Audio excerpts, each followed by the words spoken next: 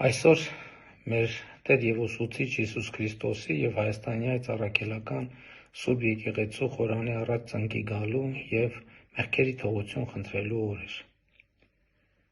Մեր սրբության սրբոցի Մայր Աթոռ Սուրբ Էջմիածնի ազատագրման օրակարգը նախ և առաջ մեծապես և առաջին հերթին նորոգման օրակարգ է։ Հայաստանի այս առաքելական Սուրբ Եկեղեցու հոգևոր նորոգման օրակարգ, բայց դրանով իսկ մեծապես նաև նրա հետևորդների, մեզնից յուրաքանչյուրի հոգու և հոգևոր կյանքի նորոգման օրակարգ։ Ես առաջին հերթին խոսում եմ իմ մասին և այսօրվա պատարագը ինձ համար իմ հոգու և հոգևոր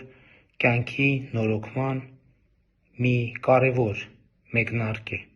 և ես հույս ունեմ, որ բոլոր այն մարդիկ, ովքեր մեր սրբության սրբոցի Մայր Աթոռ Սուրբ Էջմիածնի ազատագրման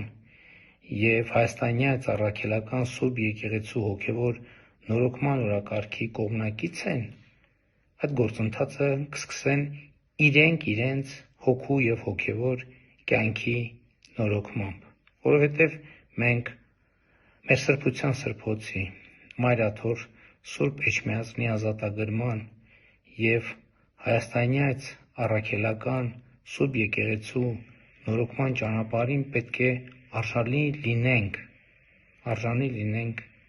մեր սրբության սրբոցին, Մայր Աթոռ Սուրբ Էջմիածնին։